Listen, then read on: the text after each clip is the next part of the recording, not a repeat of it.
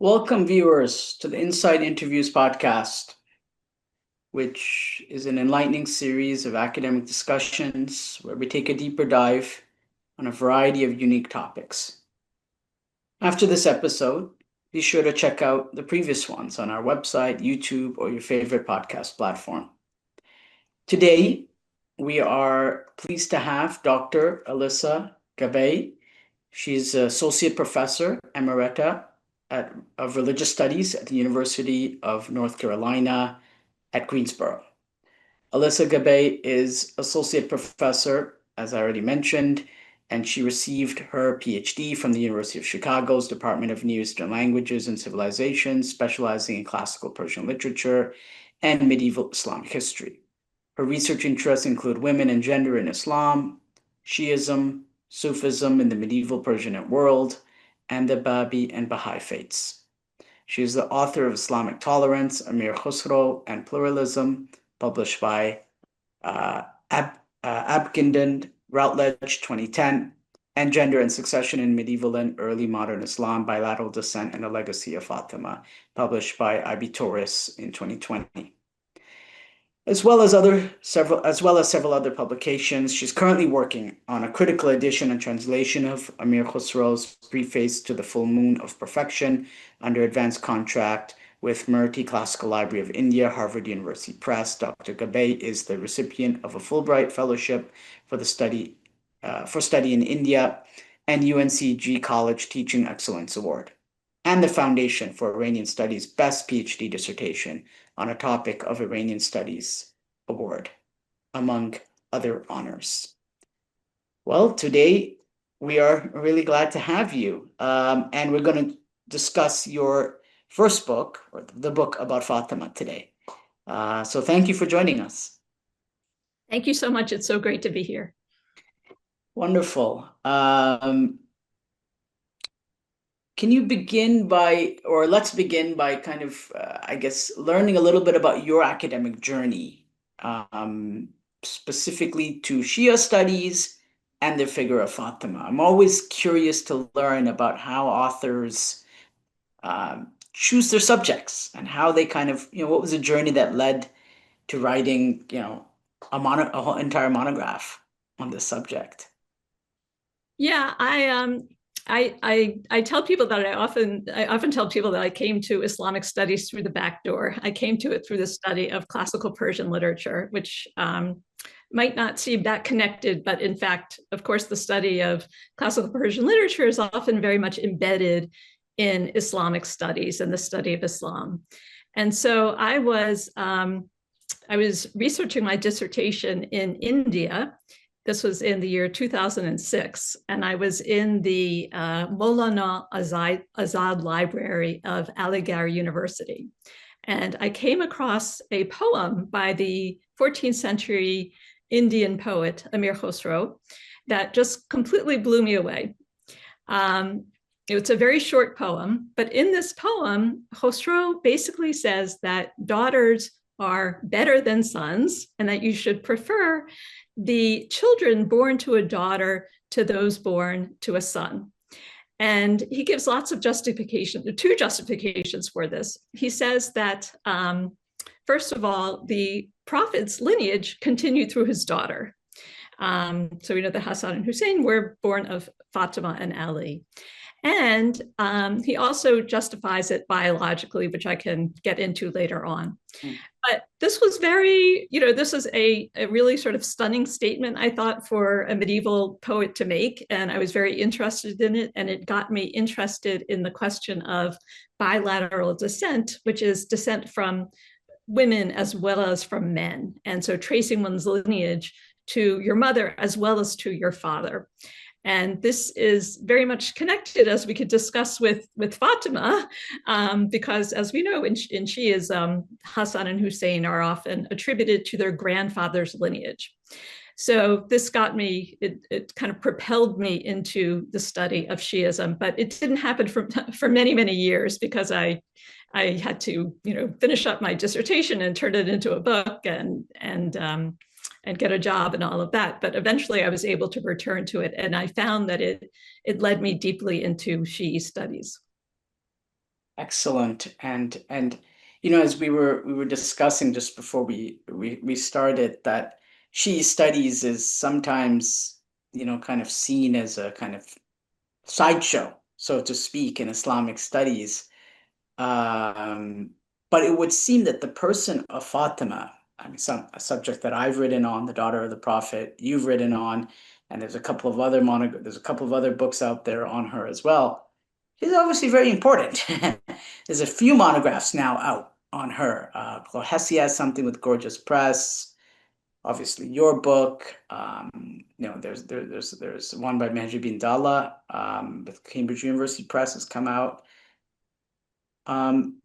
Break down for us a little bit, just before we kind of get into this issue of the biological essence, which I think is something that makes your work totally unique in comparison to the other, very unique from the other works on the subject.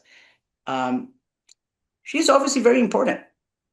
Tell us a little bit about, I mean, people love writing about her. I mean, there's Shiism as itself is not that, I mean, it doesn't get its due, shall we say, but Fatima seems to be a person who's written about. I think Dennis Sufi, there's also a dissertation on her at Princeton. Yes, yes. Yes, I completely agree. I think Shiism doesn't get its due. And I think Fatima, until recently, has not gotten her due. But I think that, I don't know what the surge in interest in Fatima is all about, but I very much appreciate it and think she's completely worthy of it. So I think that there has been this kind of groundswell of interest in writing about her in recent years. First, Denise Sufi did it many years ago, but we are seeing more and more books about her come out, and not necessarily, grounded within Shiism, although many of them are. But I think that just showing her as an authoritative figure in her own right, which she, we can talk later about this khutbah that she gave that was such a stunning manifesto. I think that this puts her in the light of an authoritative figure, and I think people are hungry for that. And so I really applaud the attention that she's getting, and I hope that this just increases. Yeah, and in fact, I'm teaching a course this year, and we'll be using your book in a graduate seminar on sainthood. And we've got, I think, 2 weeks on her, and then comparing her to Mary as well. Yeah. And I think, I hope the students, will enjoy that, or at least take something away from that. Now, coming to the issue of biological essence, this issue of her biology and her being the source, this fountain spring, so to speak, from which all these sacred figures descend from, these saints, these imams in Shi'i thought. Tell us a little bit about this concept of female biological essence that you speak about, and how it connects to her, because this is, I think, kind of the linchpin of the book, right? It kind of sits on this this point. So really what I'm looking at, and I feel like I took a very, not a small issue, because I think it's a big issue, but I'm looking at Fatima through a very, very particular lens. And it's through this lens of lineage, and in particular, the question of bilateral descent, which is, I mean, when we talk about patrilineality and matrilineality, it's all about whose lineage you belong to. And this may seem to, not be all that important, but in fact, it is quite important when we look at questions of lineage, because in extremely, patrilineal societies, women's value is really downgraded. And it can have impacts on things like inheritance and custody and succession. In the present day, it can have impact on things like nationality and citizenship for one's children. So it's an enormously important question. And what I really look at is, how do people think of parents being related to their children? And you have these views in which women are really, and we're talking really just about biological parenthood here, not adoptive parenthood, but you have these views in which, mothers are seen as being not very related to their children. They're seen as providing the raw material, and whereas the father is is providing sort of the seed, the identity of the child, the soul of the child, which then takes the raw material provided by the mother and shapes it into, the child. So that's a very patrilineal understanding of things, which, again, has great implications for how women, it both derives from and really encourages a very downgraded view of women. But what I'm arguing is that we have many examples of bilateral understandings within medieval Islamic societies, and that this really starts with understandings of Fatima and her children's relationship to her father, the prophet. And as I said before, she's definitely regard Hassan and Hussein and the Imams as belonging to the prophetic lineage. So what does this say about that relationship? And it's clearly showing that a woman can inherit her natal identity and she can pass it down to her children. So it's a clear acknowledgement of bilateral descent, or in this case, matrilineal descent, right? That they belong to their mother's lineage, who then belongs to her father's lineage, or that they can belong to both parents' lineages. So I don't know if that makes sense or not, but this is really it is a fundamentally biological understanding, I think, that it comes down to, but it is all about to whose bloodline do you belong, and that it was really casting this primordial relationship. There's this primordial relationship, in very early Islam, in which the sons of a daughter are clearly seen as belonging to their maternal grandfather's lineage.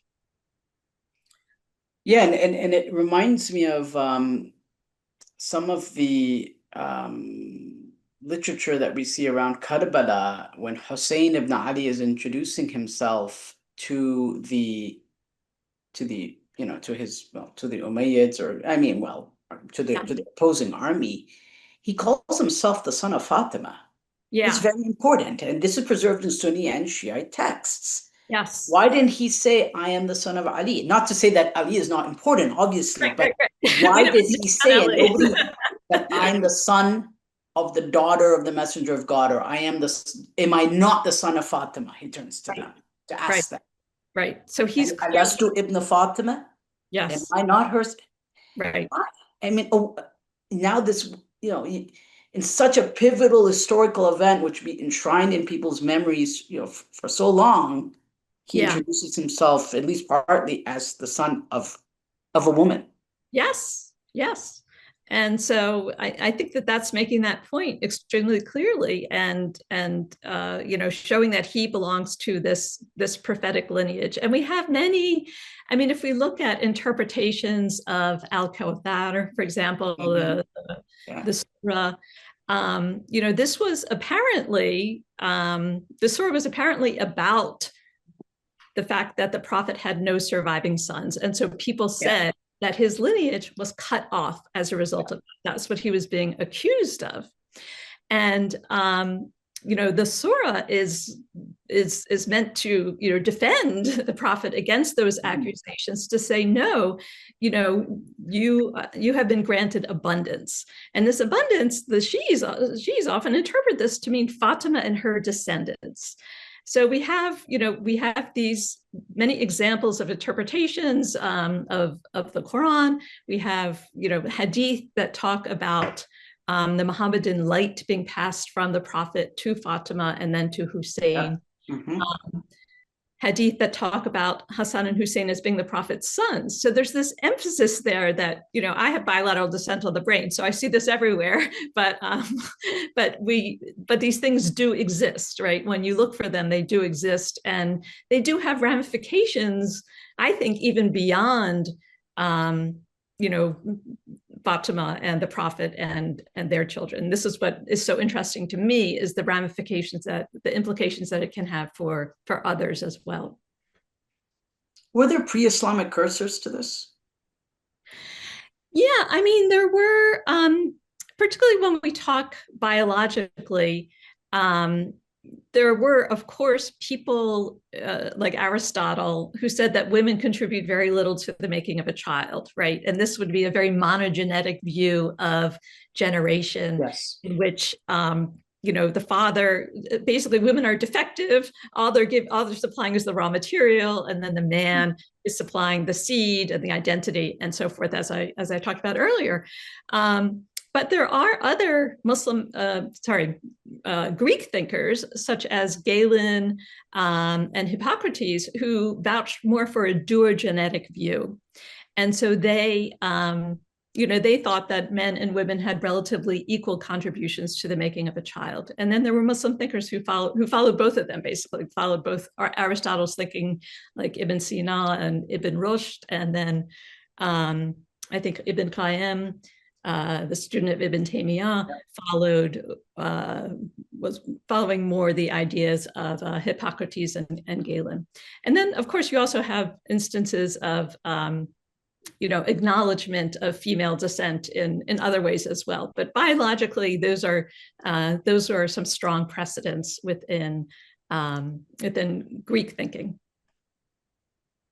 Now, when it comes to Shiism particularly, what would you say is the Shi'i unique contribution, or what is unique about Shiism's approach to Fatima in comparison to the Sunni image of her? Yeah, because I mean, she's daughter of the Prophet. All Muslims agree upon that. She's an important historical figure. Yeah, well, yeah. What's the Shi'i angle? What makes it unique? Her unique in Shiism? Yeah, I think it really is about this question of descent. I mean, I think there are so many ways in which is unique within Shiism, but particularly the way that I'm looking at is this particular idea, both that she can kind of inherit, really spiritual authority from her father. I mean, there are many Shi'i texts that seem to imbue her with a spiritual authority. Yep. I mean, she receives, a special book, right? So there's the Mus'haf. So there are. She definitely has a very elevated stature within Shiism as opposed to Sunnism, and in particular, but I think in particular, with regard to this issue, her ability to kind of receive this authority and then pass it on to her children is extremely unique because, I think within Sunnism, it's not that, Fatima and Hassan and Hussein and their descendants are not respected and in some cases revered, but they certainly don't have the same kind of stature that we're talking about within Shiism, so it's a very, there's a clear distinction that's made there. And I think in some ways this really does have to turn on this, almost biological question of what can a mother pass down to her children. So in some ways, I think it does come down to this kind of, this essence that a woman is able to pass down to her children or not. Yeah, and interestingly enough, I came across a narration in one of the letters, there's these letters attributed to the 12th Imam in Shi'i thought. And in one of these letters, I believe Tusi narrates it in his Kitab al-Ghaiba, the 12th Imam refers to, well, as per this letter, which is found in the Ghaiba, Kitab al-Ghaiba of Sheikh Tusi, he says, Fi ibnati Rasulillah li uswatun hasana. He says that for me, the daughter of the Prophet is the best example. And that, of course, is something used for the Prophet in the Quran. Yeah. And here, in a very important letter that Shiites believe that the 12th Imam sent the community at the beginning of his occultation, he includes within there, and Tusi narrates this in his Kitab al-Ghaiba, that he says specifically, that comes directly to your point. It's almost like a joining of authority. Like she's not a prophet, but she's a woman who's being described in the highest possible way, using a verse of the Quran, which is for the Prophet, that he's the best example for the community.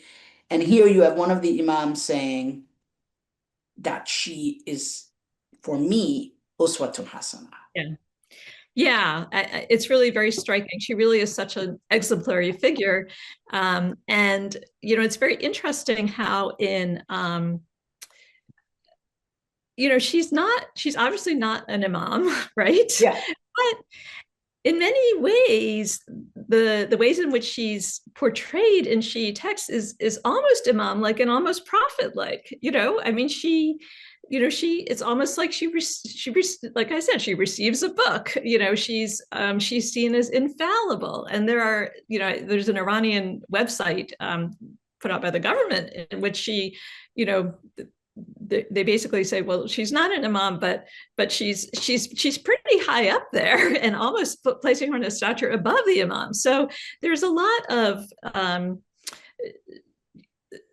she really is very, very much revered. And again, if it's not a station of prophethood or imamhood, it's something akin to it within Shiism. Yeah, it's something unique to her, or at least within Shi'i parlance, she would be described as a hujjah.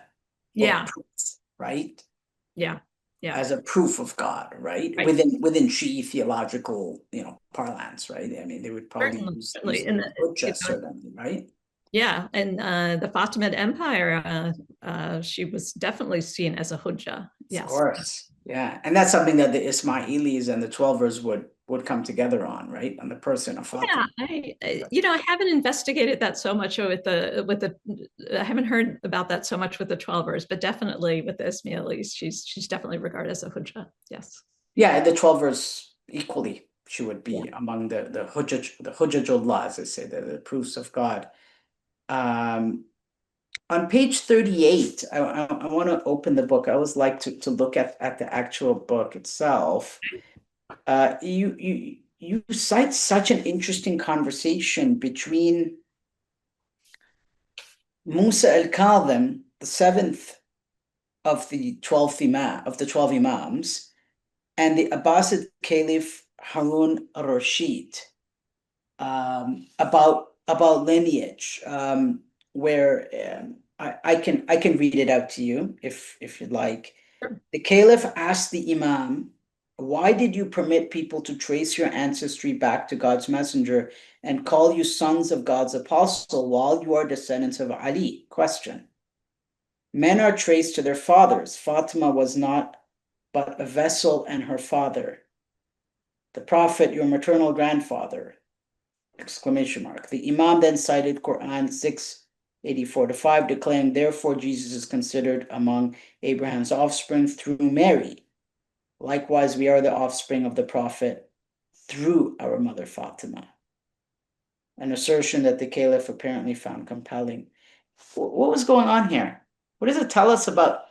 There's so much to unpack here, because this is a later. Just what's going on here, and a kind of within the kind of broader kind of context of the development of Shiism. And I loved it when I came across this because it is bringing this question of descent and lineage to the fore to a huge extent. And imams are often, as we find in Shia texts, are often kind of defending bilateral descent, defending tracing lineage through the mother. So basically what Harun al-Rashid is saying is, he's saying, how can you possibly say, he's saying to the imams, how can you possibly trace your descent, your ancestry to the Prophet, your lineage to the Prophet, because you come through Fatima, and we all know that lineage is traced through fathers and not through mothers. And so Musa al-Kazim comes back at him with the Quran, right? So he comes back with these verses from the Surah Al-An'am, verses 84 through 85, which are talking about the descendants of Abraham. And so it's talking about who are the descendants of Abraham, who are in the prophetic lineage of Abraham. And it names, various people, Moses and Joseph, and it names Jesus among them. And so Musa al-Kazim says Jesus is named as among the descendants of Abraham. Jesus was the son of Mary, Ibn Maryam, right? So this is how he's referred to in the Quran. And and Mary's ancestry was from Abraham. So clearly, Jesus is able to trace his lineage through his mother, right? This is something which is acknowledged in the Quran. So if Jesus can do it, why can't we? I mean, this is the implication that's given. If Jesus is able to, show himself as descended from Abraham through Mary, then we too can be descended from the prophet through our mother, our female ancestor, Fatima. So it's, it's this very strong, I think, assertion of this right. But of course, here we are, we're experiencing this Sunni Shia clash. So this is part of what it's about. And we can talk later about the Abbasids and the Shiites and, the arguments over things like Fadak. Yes, I always find this fascinating how these issues keep rearing their heads, so to speak, later on. So it's Fatima. I mean, and I argued this in my own written work as well, as we were discussing previously. One of my dissertation some years ago, that she really is this motif of contention, and I mean, it just keeps coming up. Right, the lady who died presumably at the age of 18. So yes, just tell us it's very important because, imagine the caliph is discussing, these are like major discussions, and then the historians have preserved, presumably these conversations, at least in the early, historical records of the Muslims. right. So she clearly is a person of great consequence, of on whatever side someone falls on these succession disputes. But are there other, great female figures, or what we say motherly figures in Near Eastern religions, or Near Eastern religions? Are there other strong motherly figures that either, let's say, before her or after her, or kind of where does she fit into this trope of strong motherly figures? Yeah, one of the things I was trying to do was really kind of contextualize her this Near Eastern landscape, and so I look at Byzantine Christianity and Zoroastrianism in Iran, and prior to the rise of Islam. And you do definitely find some strong female figures. So you find, of course, in Christianity, there's the Virgin Mary, and she is, this, this figure of perfect motherhood, of great virtue, of modesty, of chastity, who's mentioned, several times in the Quran. And in many ways, we can think that the way that Mary is regarded, in some ways, in both Christianity and Islam, is that Fatima is configured in similar ways, right? So she too is this exemplary female, this perfect mother, this emblem of modesty and chastity, who is extremely close to God and who, in some ways, does receive divine inspiration. So there is, I think, there are real parallels that are occurring there, and of course, Fatima often in the Shia text is regarded as even greater than Mary. So if Mary is the queen of all the women of her time, Fatima is the queen of all the women of every age, right? So there's this, she reaches an even higher level. In Zoroastrianism as well, there are some really important female figures, including Spenta Armeti, this female divine figure who was very much associated with light, as Fatima was, as Zahra, the radiant. She's also seen as the mother of creation. And she's also very obedient and very chaste and so forth. So we have some parallels there, as well as with the goddess Anahita, who's associated with the rivers. And as we know, Fatima is associated with al-Kawthar, which is also, in addition to meaning abundance, is also the river in paradise. So we see definite precursors there. I'm kind of reluctant to say that influence happened, because I feel that when you start talking about influence, that often people start talking about how Shiism is an amalgam of Zoroastrianism and Islam, or of Christianity and Islam. And I think that then that's starting to cast it as being inauthentic and putting a value judgment on it in a way. So I'm reluctant to say that something influenced something else. I'd rather just sort of point out the parallels and just say that these are similar themes and motifs that seem to arise again and again. And the issue of inheritance again. Yeah. You've spent quite a bit of time in the book discussing this, so I think it's definitely worth us discussing. Yeah. It's both a legal issue and becomes a theological issue as well. Yeah. And Fatima is at the center of this issue of inheritance law. What would develop within Shi'i law later on, and just the kind of the theology and politics of succession. So there's just so much going on around this issue or matter of inheritance that you discuss at length. Introduce us a little bit about that, or kind of shed some light for us on this. Why is inheritance important? Yeah, I love discussing inheritance, and I think it fits so much into this question, because when we're looking at inheritance, when you're looking at inheritance laws and inheritance schemes, what you're really doing is looking at a map of the bloodline. I think you're looking at a map of the family tree. You're looking at where do people think the bloodline continues. And so in extremely patrilineal schemes, the bloodline, the lineage would be seen as ending with a daughter, that the daughter is the kind of cutoff point for a lineage, because there's even a saying that Rashid ad-Din quotes in one of his books. It's an Arabic saying that says, "The sons of our sons are our sons, but the sons of our daughters are the sons of distant men." So there's this notion that once my daughter goes off and gets married and has children, her kids, and again, this is what we've been talking about, her kids are not part of our family. Her kids are part of the other husband's family, right? Yeah. So you're not going to want to give things like land and especially land, but land, property, and money to someone who's not part of your family.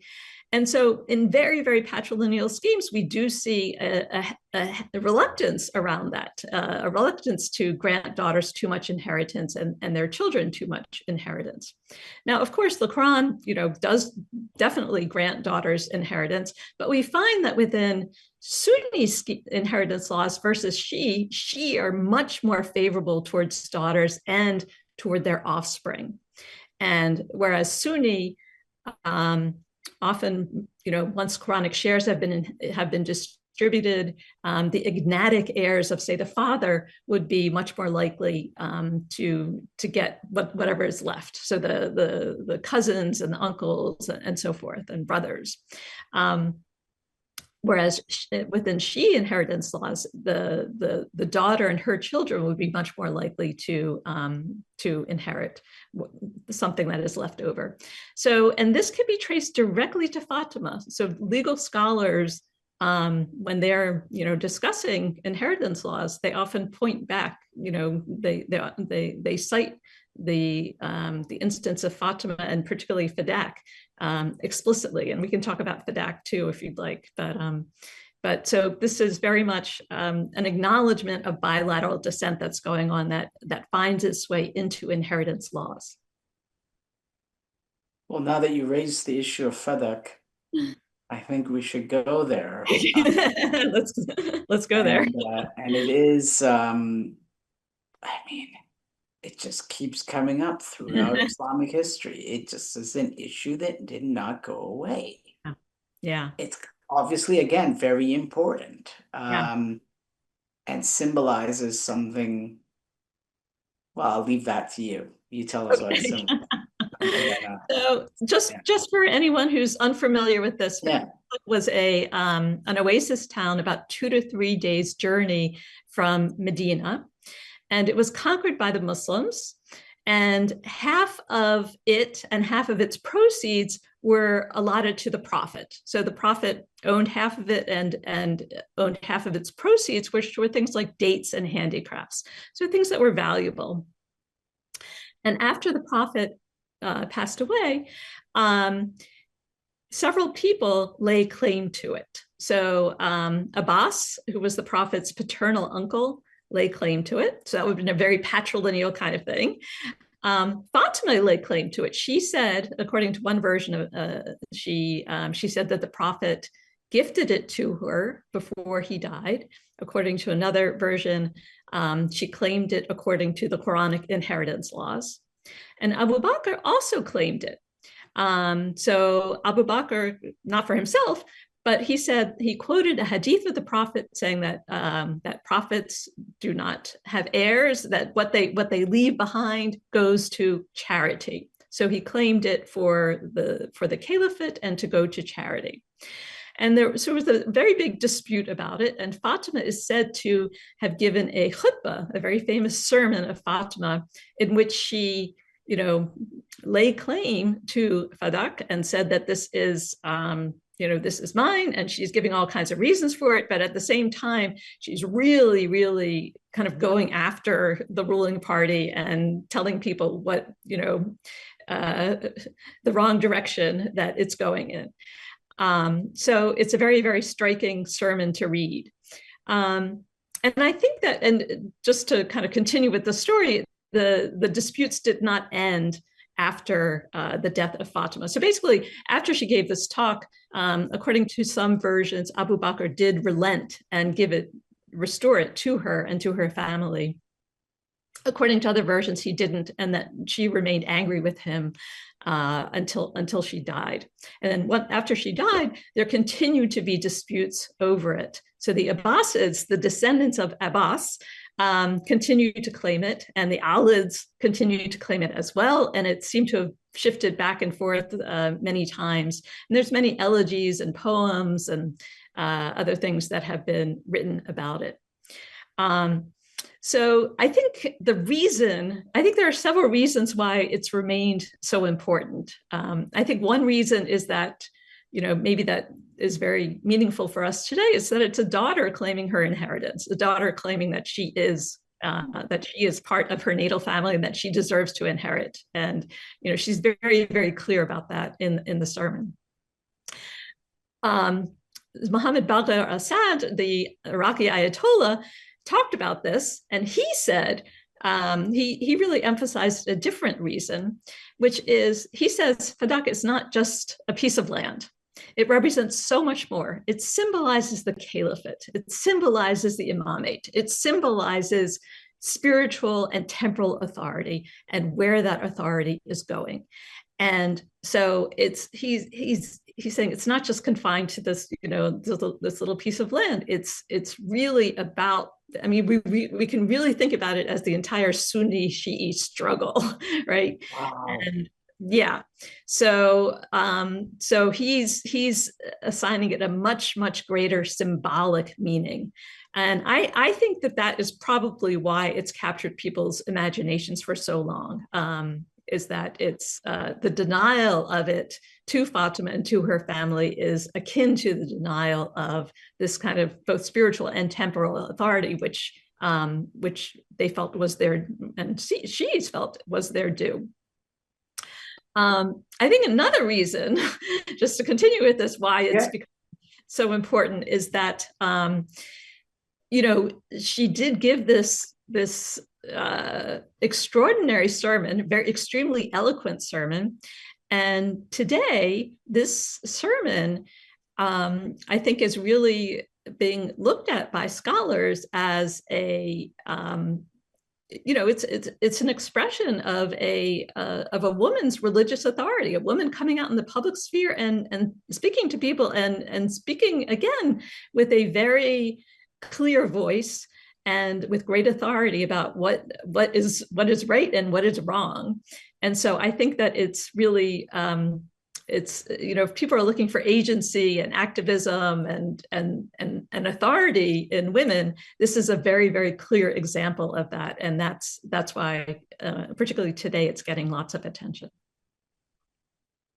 Yeah, and then the language that she uses in this sermon, right? She says, will you wrestle away, my inheritance, dhulman wa jawra, using words from the Quran that are really harsh, right? In a state of tyranny and oppression and Yes. usurpation, and Yes. it's a fiery political speech, very much so. Much so. And at least in the various versions that are around, who knows about the issue of attribution? That's a different thing. But, I mean, people have narrated it, right? And Tariq Utbedin has done a good job discussing that as well in her book on Arabic oration.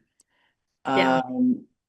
But going back to that, Sayyid Sadr, is that just Sayyid Sadr's opinion, or does he root that in, are there narrations from the Imams of Ahlul Bayt that kind of indicate that Fadak was about a lot more than just a piece of land, but it represented their struggle or represented something more than that?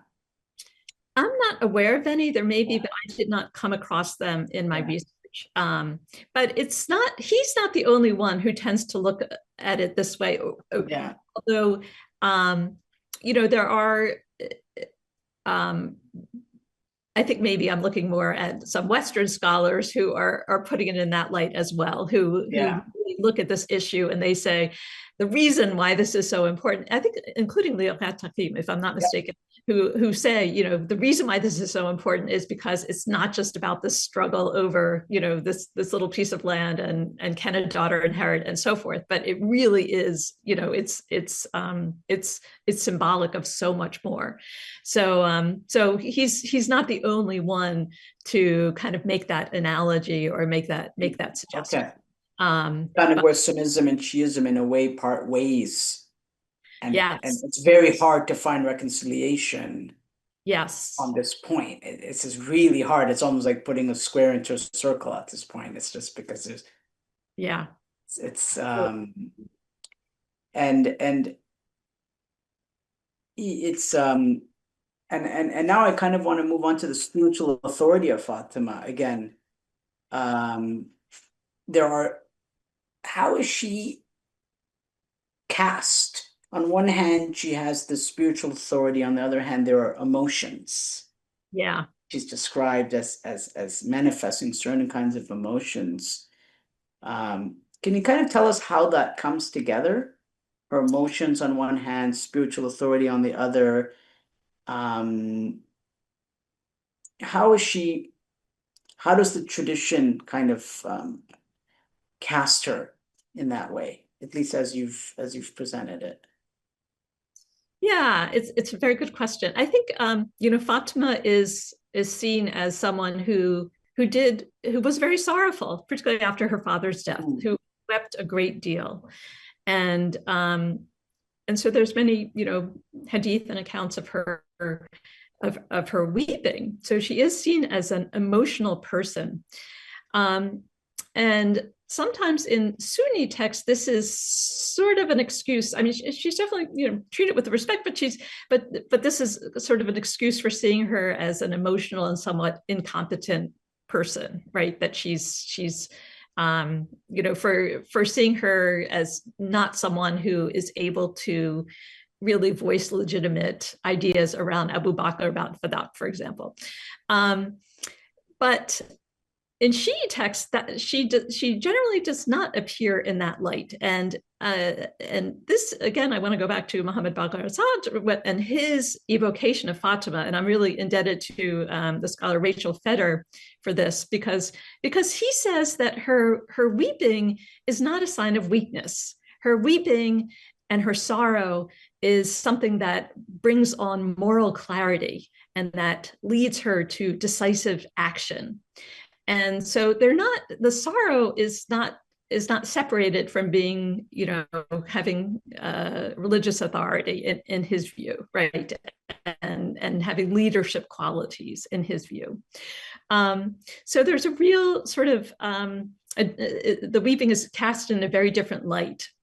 And there have been other studies of sorrow within Shiism that I think it's interesting to contextualize Fatima in when we're looking at, there were other great weepers. Yaqub, Yusuf, Adam, Zain al-Abidin, they were all known for their sorrow.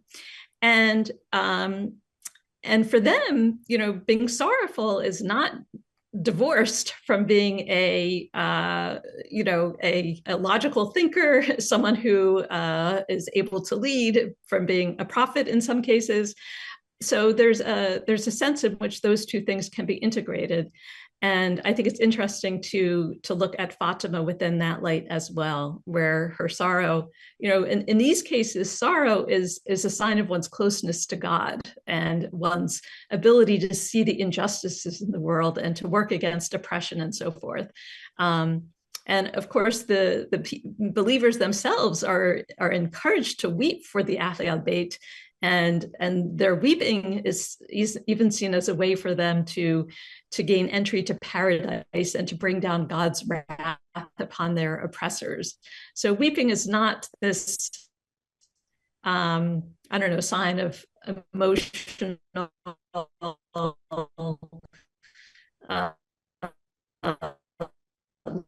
lassitude or weakness, within that light as well. Yeah. Well, I mean, she was included to be among the Baka'un, right? And those are generally men, and then there's a woman included in that group, which again shows her status. I mean, you've got all these prophetic men, Zayn al-Abidin, Imam Zayn al-Abidin there, obviously a figure of universal respect among Muslims, the fourth Shia Imam, and then you have a woman there as well, right? Which is Fatima. But you mentioned something so important just now, which I think really needs to be emphasized upon, and I appreciate it, about sorrow being more than just, it's not just this cathartic exercise of having a good cry in Shiism. It's more than that. Yeah. There's more than that. It's not, sometimes it's viewed like that, but when you go and you study the text and the literature on that, it's more than just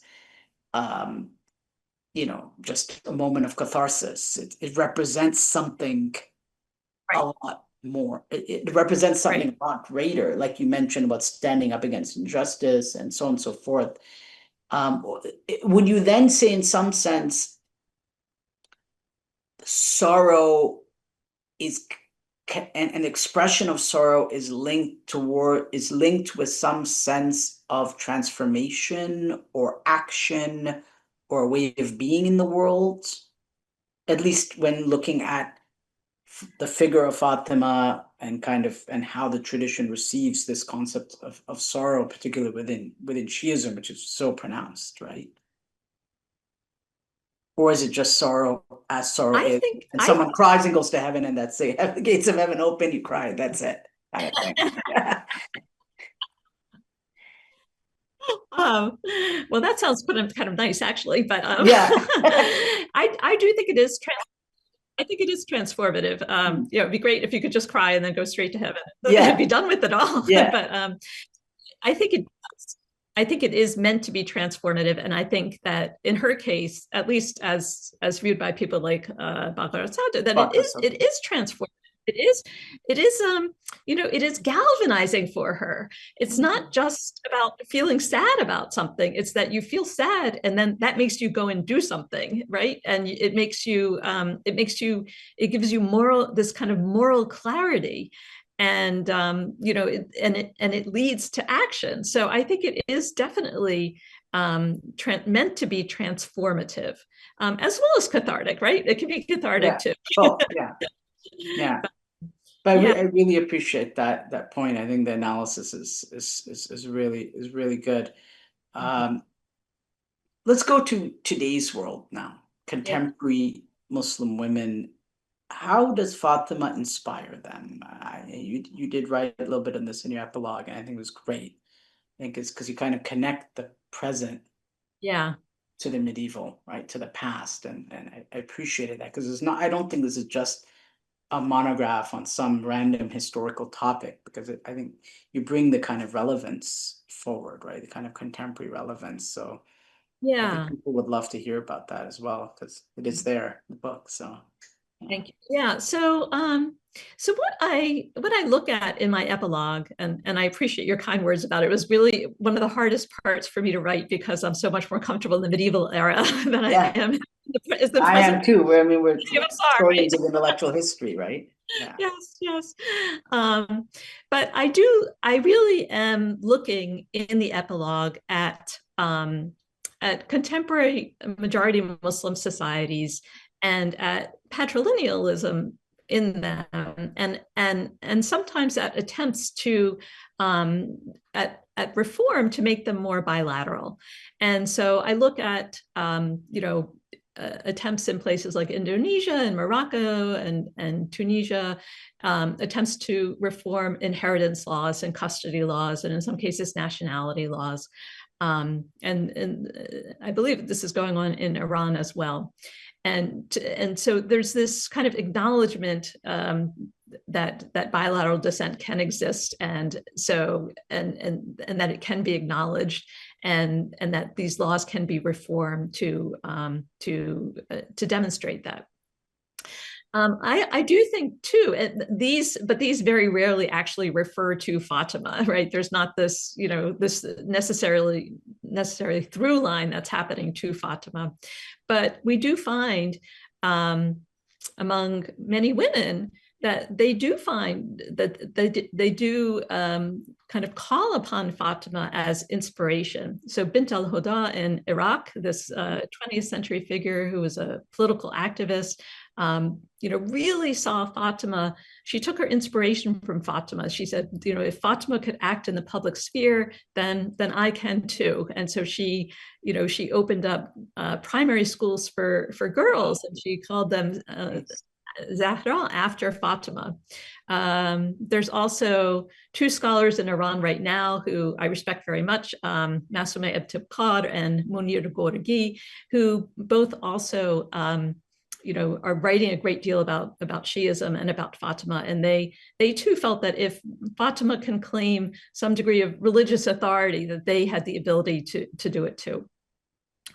There's Tauris, the Babi heroine of the 19th century, who came from a very esteemed Muslim family, a scholarly family, and she really identified with Fatima, and she saw independent will and action as her legacy. And so I think that she felt spurred on to take the actions that she took as a result of identifying with Fatima. So there are several examples, and I'm sure that there are many more too, but several examples of women who continue to be very much inspired by Fatima. And I don't want to discount her role as a mother, because I think that that's an extremely important role too. And I think that women are definitely inspired by that as well. But I focus more on her role as an activist in my book, but I really think that one does not exclude the other. Yeah. And so that I find that women are inspired by her in both ways. It's no coincidence Bint al-Huda was the sister of Muhammad Baqir al-Sadr. Yeah, exactly. And Muhammad Baqir al-Sadr was killed by Saddam, Yeah. as was his sister, right? They both suffered terrible deaths from what we're told, right? Torture and death, and it is that the case that Fatima was an inspiration for both brother and sister. Yeah. Their activism, or in their, as you said, this sorrow which galvanizes into this stand for justice, or this speaking truth to power, right? Or against power. Yeah. Absolutely. Well, I think that was a wonderful end to this discussion, because we went from the Near East all the way to the contemporary world. Yeah. Yeah, it was absolutely wonderful discussion. Oh, Professor Gabbay, and we really, really appreciate you joining us today. thank you. Yeah, and we thank all the guests for joining us this far. And we thank the viewers. And if you listen this far to the end, then visit our website, shiaresearch.ca. If you enjoyed today's conversation, consider contributing to the Shia Research Institute so you can help drive more quality content in the future. And we hope that you will join us again. And once again, I want to thank Professor for joining us today. Thank you. Thank you so much. It was a pleasure.